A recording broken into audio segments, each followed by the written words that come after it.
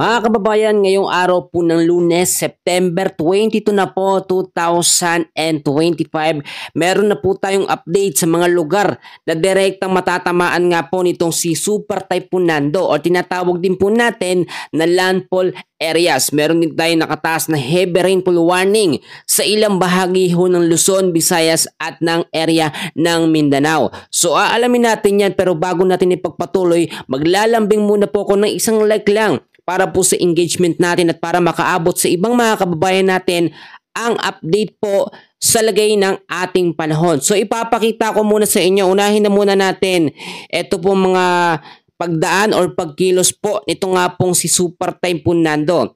Sa ngayon po ay meron po si Super Typhoon Nando na estimated na data o lokasyon na 410 kilometers east of Apari, Cagayan at mas lumakas siya ngayon. Nasa 195 kilometers per hour ang lakas ng hangin malapit sa sentro at bumubugso po ito sa 240 kilometers per hour. At pagkilos naman ho niya pa west-northwestward sa bilis na 15 kilometers per hour. Medyo mabagal ho yung pagkilos niya, kaya naman nagme-maintain siya or mararamdaman talaga ng direkta sa malaking bahagi ho ng Luzon ang direktang epekto o pinakasentro nito pong si Super Typhoon Nando. So babalikan ho natin yan dahil meron tayong nakataas na warning signal. Alamin din natin muna yung mga lugar na dadaanan nito. Sa ngayon po, September 22, alas 5 ho ng umaga o madaling araw, 265 kilometers east of Calayan, Cagayan. Ulitin ko, 265 kilometers east of Calayan, Cagayan. Dadaon ho dyan itong si Super Typhoon Nando. At pagdating naman po mamayang hapon ng alas 5, kung pwede nyo isulat ito para malaman po at malaman din ng ating mga kababayan, pwede nyo sabihin sa kanila. Alas 5 ng hapon, mamaya po dadaan po itong si Super Typhoon Nando sa coastal water po ng Calayan, Cagayan. So kung familiar kayo sa mga lugar na yan, kung may kakilala kayong sabihan nyo na ho, meron na siyang lakas niya na 205 kilometers per hour at isa pa rin ganap na Super Typhoon category. Pagdating naman po ng araw ng Martes, alas 5 ng umaga, 365 kilometers west of Basco, Batanes. That time po mga kababayan, nasa labas na ito ng ating Philippine Area of Responsibility, pero isa pa rin pong ganap na Super Typhoon category. At pagdating pa rin ng araw ng Martes, alas 5 ng hapon, 545 kilometers west of Itbayat, Batanes. Nasa labas pa rin po ng ating Philippine Area of Responsibility. At sa mga susunod na mga araw, sa Miyerkules, 785 kilometers west of Itbayat, Batanes, nasa labas pa rin po ng PAR hanggang sa pahina na po ito ng pahina.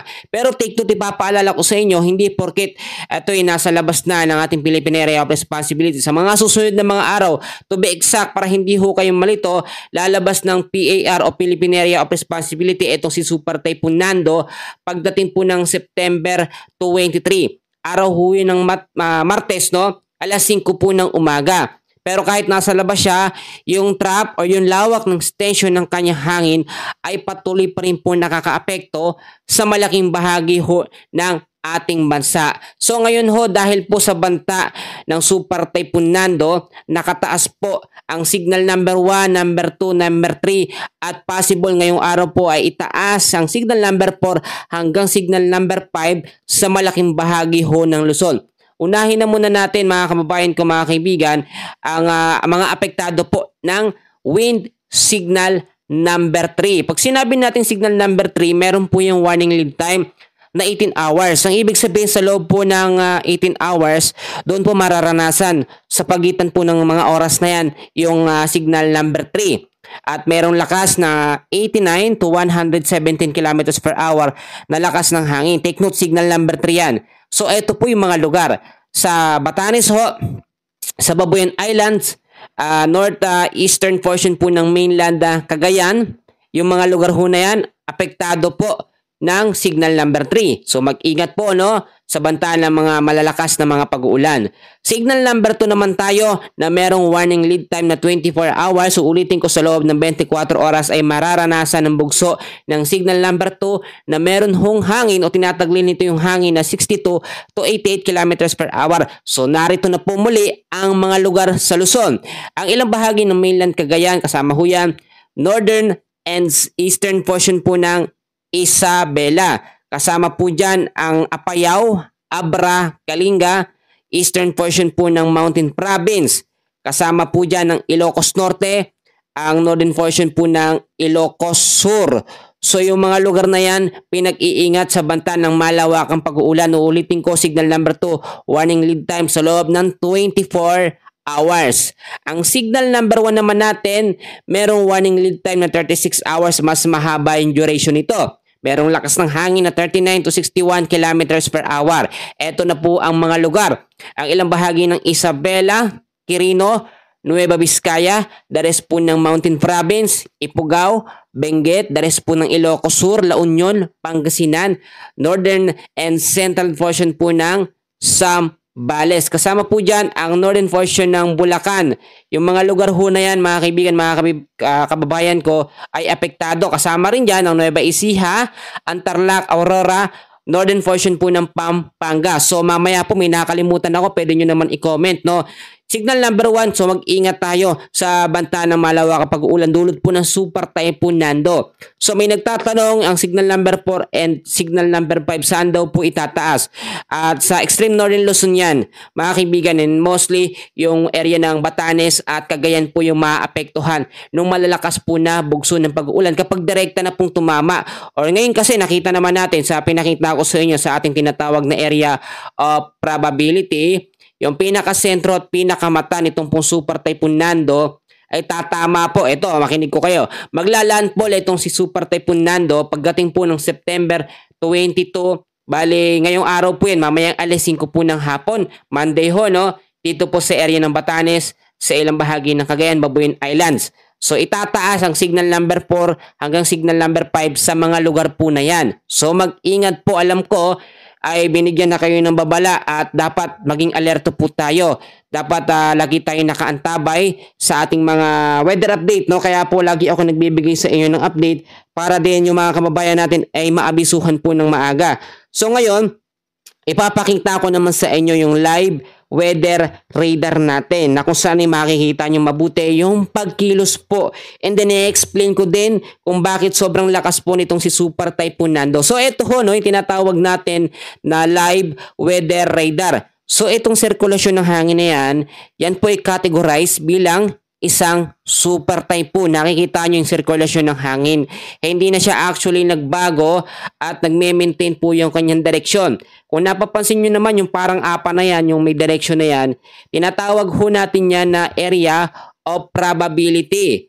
Yan po yung dinadaanan or pinaka-direksyon ng bagyo. Hindi na siya actually nagbago kasi kapag ang isang malakas na bagyo ay nakategorize na bilang isang super typhoon, kahit may high pressure sa taas, kahit ang habagat dito sa kanlurang bahagi ng ating bansa, hindi ho siya kakayanin. Siya ang humahatak sa lahat po ng hangin na nakapaligid po sa kanya. So dahil pa rin po sa banta nito nga pong Super Typhoon Nando, meron po tayong heavy rainfall warning ngayong araw po ng Lunes. So eto po, no, mamayang hapon po, meron po tayong ine-expect o inaasahan na 200 mm sa dami ng pag-uulan sa Batanes, Cagayan at sa Apayao. Ipapaalala ko, itataas ang signal number 4 hanggang signal number 5 sa mga lugar na yan.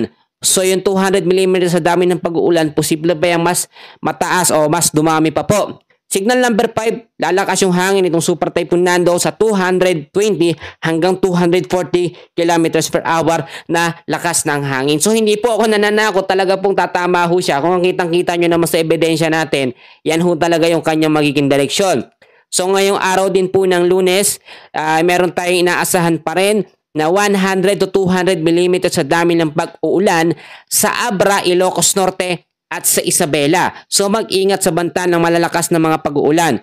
So pagdating naman po ng Tuesday po ng afternoon, September 23, 200 mm sa dami pa rin ng pag-uulan ang ating aasahan po sa Ilocos Norte, Apayao at sa Abra.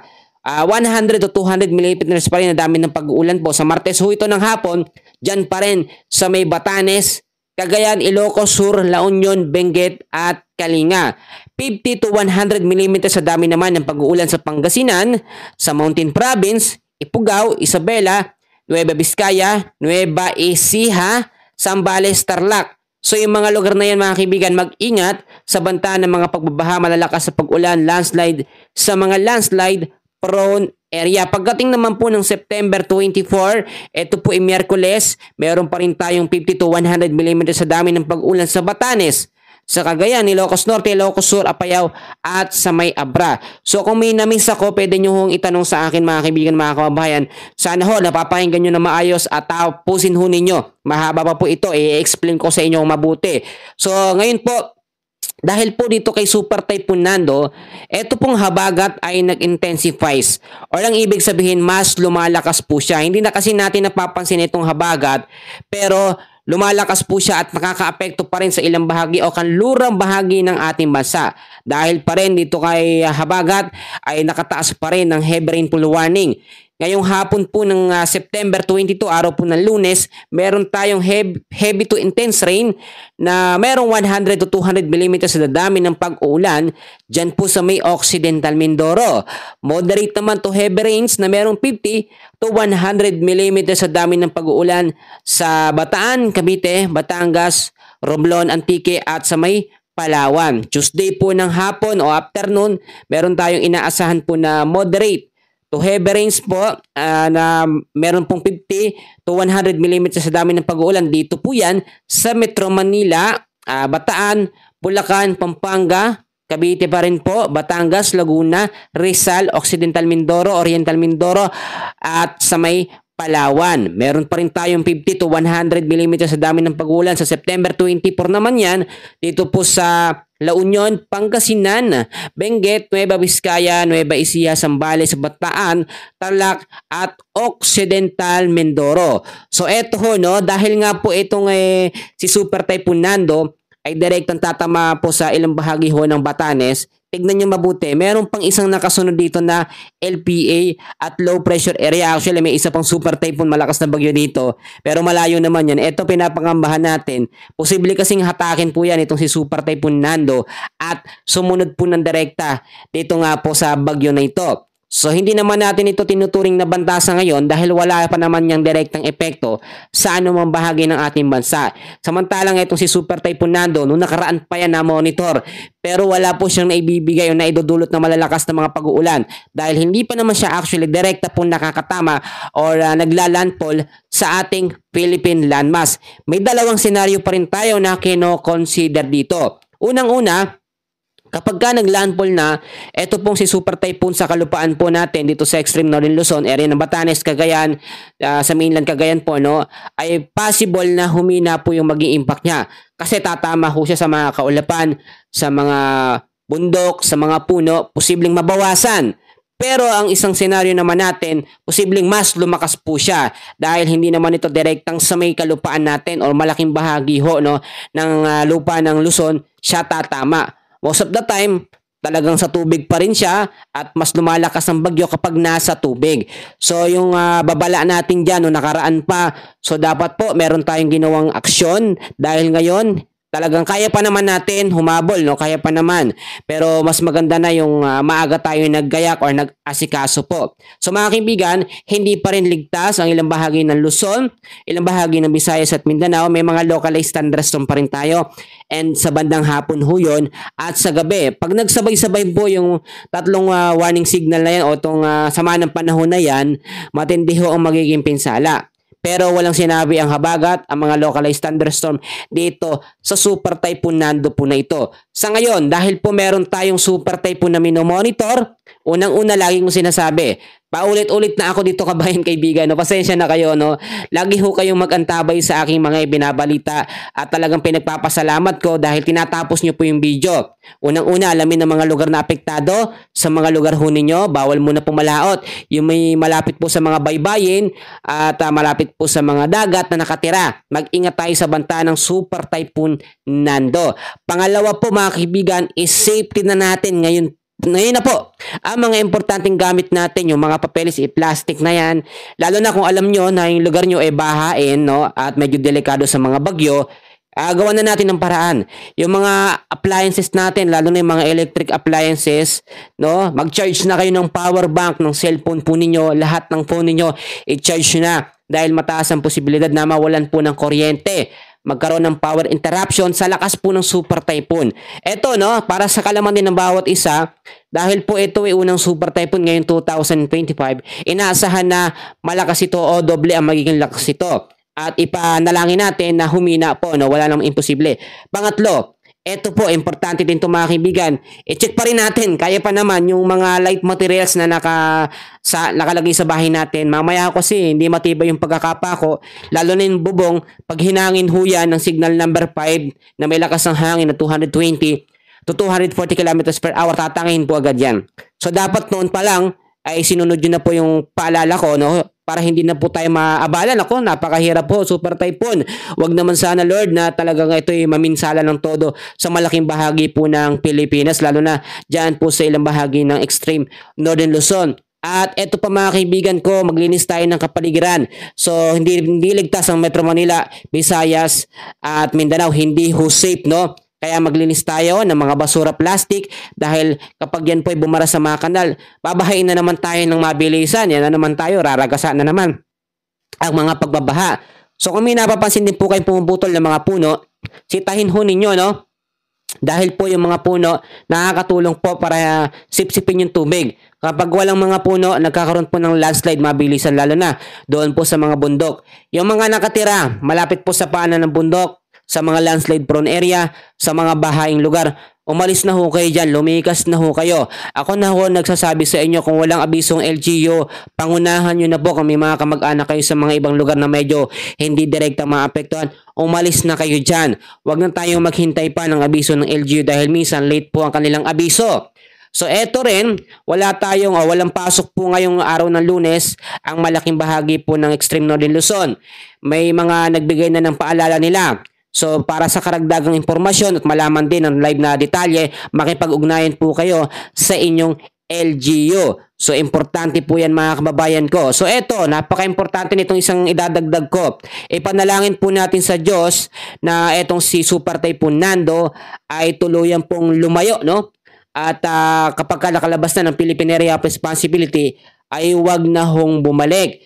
Etong si Bagyong Nando ay talagang nakita naman natin, naging super typhoon man siya, pero hindi pa rin ito matatalo ang kapangyarihan ng ating Panginoong Hesus na siya nagbibigay po ng pag-asa sa ating lahat. So bago tayo matapos, ititake ko yung opportunity tulad nito may super typhoon. Alam ko marami ho sa ating mga viewers ngayon, hello po sa inyo, na nangangamba at kinakabahan yung mga elders natin na nanonood. Kamusta ho kayo dyan? Sana ho safe po kayo dyan. Meron po akong i-share na Bible verse ngayong araw po ng Lunes. At kung nakaabot ka sa dulo ng video hanggang dito, no? Hanggang dito, please pa-comment naman ang iyong pangalan kung taga saan ka at isa-shoutout kita sa ating susunod po na weather update. So narito na po ang ating Bible verse of the day. Sa unang Korinto, chapter 10, verse 13, mga kapatid, narito po ang sinasabi. Wala pang pagsubok na dumating sa inyo na hindi nararanasan ng lahat ng tao. Tapat ang Diyos at hindi niya ipapahintulot na kayo'y subukin ng higit sa inyong makakaya. Sa halip pagdating ng pagsubok, bibigyan niya kayo ng lakas upang mapagtakumpayan iyon. Amen po sa pagkabasa sa salita ng ating Panginoon. So alam ko lahat tayo ngayon dumadaan po sa pagsubok. Hindi lamang sa personal life natin, hindi lamang sa pamilya, sa pinansyal, sa kalusugan. Bagkos meron tayong pinaghahandaan ngayon na Super Typhoon Nando. So very clear naman ang sinabi ng salita ng Panginoon na wala pang pagsubok na hindi naranasan natin na naranasan o hindi naranasan ng ibang mga tao. Tapat ang Diyos at hindi niya tayo bibigyan ng pagsubok na hindi ho natin makakaya. Kung nakikita nyo, ang super typhoon na ito ay banta no, or talagang problema sa ating buhay, or kung natatakot tayo, isipin nyo na lamang kung gaano kalaki at kalakas ang Diyos na lumikha po ng buong mundo na ito, na lumalang po ng lahat. Napakaliit lamang ng bagyo na yan, pitikin lamang, hipan lamang yan ng Diyos, talagang mawawala at malulusaw po yan. So in reality, sa ating pamumuhay, tulad na lamang sa ating pamilya natin, lahat po tayo may kanya-kanyang problema, may kanya-kanyang pagsubok. Yung iba kasi ang sinasabi, no, pag nakaranas ng problema or pagsubok sa buhay, may problema sila, ang sinasabi nila, bakit Lord ako ang binigyan mo ng ganitong pagsubok? Bakit napakahirap naman ng pagsubok na ibinigay mo sa akin? Pero hindi nila na-realize na nararanasan din yun ng ibang mga tao, ng ibang mga anak ng Diyos. Alam po natin yan na ang Panginoong Hesus o ang Panginoon natin, ang Diyos natin, hindi magbibigay ng pagsubok na hindi ho natin makakaya. Amen po ba? Naniniwala po ba kayo na talagang lahat ng pagsubok ay nagbibigay lamang sa atin ng sitwasyon na para mas tumibay tayo at manalig po tayo sa may kapal? Talagang nakikita nyo kapag may mga bagyo, ito po ay pagpapatunay na dapat tayo ay lumalapit sa Diyos. Isipin nyo na lamang ganito ang senaryo, no? Ganyan, senaryo na naman tayo. Wala tayo nararanasan na bagyo o mga dilubyo, mga anuman, mga lindol, wala. Sa tingin nyo ho ba, mayroong pantatawag at mananalangin? Di ba? Meron man, lero kakunti lang. Pero ngayon, marami ho sa ating mga kababayan, sa mga Pilipino ang nagpe-pray, nananalangin sa Diyos na etong si bagyong Nando, Super Typhoon Nando, ay magbago ang direction o mawala. Totoo yan mga kaibigan, kapag may problema ang isang tao, doon lang siya lumalapit sa Diyos. Kaya minsan inaalaw po ng Diyos na magkaroon tayo ng problema para makita niya yung ating pagpapakumbaba na dapat tayong lumapit sa Kanya. That we are nothing kapag wala po ang ating Diyos, ang ating Panginoong Hesus, no, na siyang tumubos ng ating mga kasalanan. Kundi ho dahil sa ating Panginoong Hesus, lahat po tayo sa impyerno mapupunta. Napansin nyo, sobrang ganda at sobrang lawak ng pag-ibig ng Diyos sa atin. Kaya ibinigay niya ang kanyang bugtong na anak na si Jesus, at sino man ang sumampalataya sa kanya ay maliligtas at hindi mapapahamak. Amen po sa pagkabasa ng ating sa ating memory verse ngayong araw po ng Lunes. So uulitin ko ho, no, sa mga hindi nakarinig ang ating memory verse o Bible verse ngayong araw po ng Lunes, sa unang Korinto 10:13. Ito ho, wala pang pagsubok na dumating sa inyo na hindi nararanasan ng lahat ng tao. Tapat ang Diyos at hindi niya ipapahintulot na kayo subukin ng higit sa inyong makakaya. Sa halip pagdating ng pagsubok, bibigyan niya kayo ng lakas upang mapagtagumpayan iyon. Yan lamang po ang ating pinaka-latest sa lagay ng ating panahon na sa unahan at sa ating memory verse, sa ating Bible verse ngayong umaga na Lunes. Maraming salamat kung umabot ka po sa pinakadulo ng ating video. Mapalad ka po at nakarinig ka ng salita ng ating Panginoon. Maraming salamat. God bless po sa inyong lahat.